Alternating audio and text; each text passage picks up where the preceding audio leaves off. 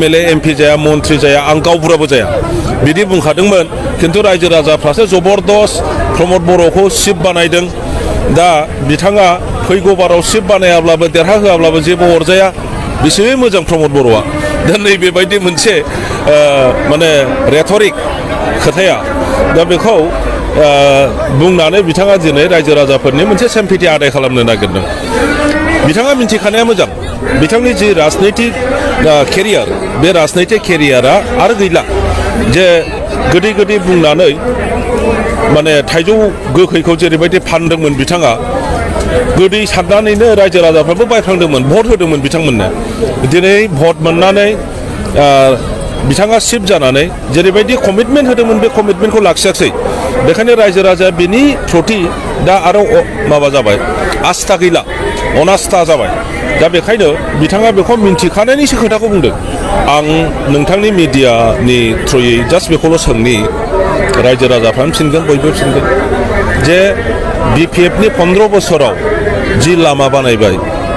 बेनिफ्राय गोदान अबावबा 10 किल'मिटार 20 किल'मिटार लामा बानायनाय मोनसे खोन्था जों बानायनाय कलेजनि बादै गंसे कलेज बानायदेरबाय बेखौ खोन्था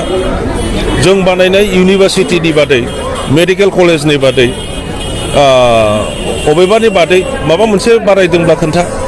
जोङो BTCखौ खावब्रै खालामनानै मोनब्रै डिस्ट्रिक्टआव रानदों आरो BPFआ गसाइगाव मोनसे डिस्ट्रिक्ट जानांगौ भेरगाव मोनसे डिस्ट्रिक्ट जानांगौ तामुलपुर मोनसे डिस्ट्रिक्ट जाबावनांगौ होननानै जोंहा पार्टिनिफ्रायनो दाबि दंखायोमोन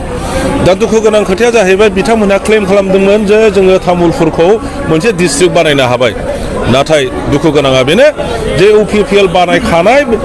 बानायबाय होननानै बुंनाय बे तामुलपुर डिस्ट्रिक्टखौबो दिनै दानजाबफिनबायसो बिथांमोना होमब्ला मा दंबावो बेसेबां लासिंसिं डेफिनेटलि फैगोन दिनै जोङो स्ल'गान होदों रायजो राजाफ्रा बेखौ खोनादों रायजो राजाफ्रानो सिद्धान्त लाखाबाय बिथांमोना थिरांथा लाखाबाय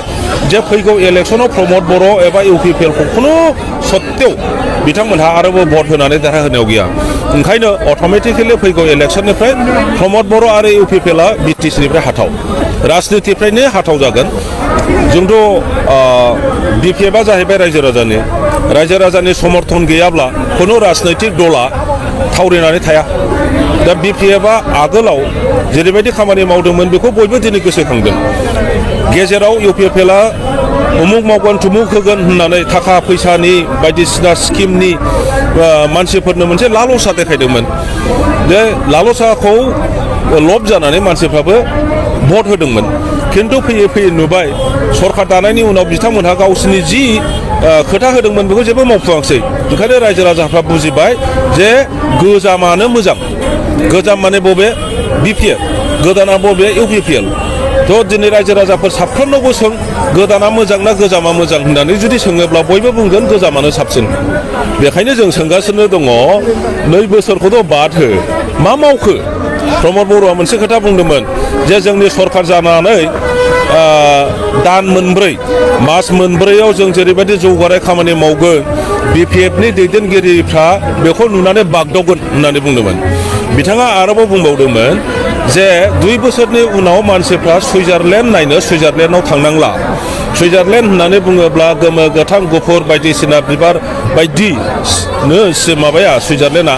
दा जोङो BTCखौनो ओरैबायदि गोमो गोथां गुफुर माने बिबार बारि बायदि खालामसिगोन रावबो सुइजारलेण्डआव थांनांला बड'लेण्डआव फैब्लानो सुइजारलेण्डखौ नुसिगोन मा जाखो दिनैहाय बिथांमोनहा मोनसे लामा बानायाखिसै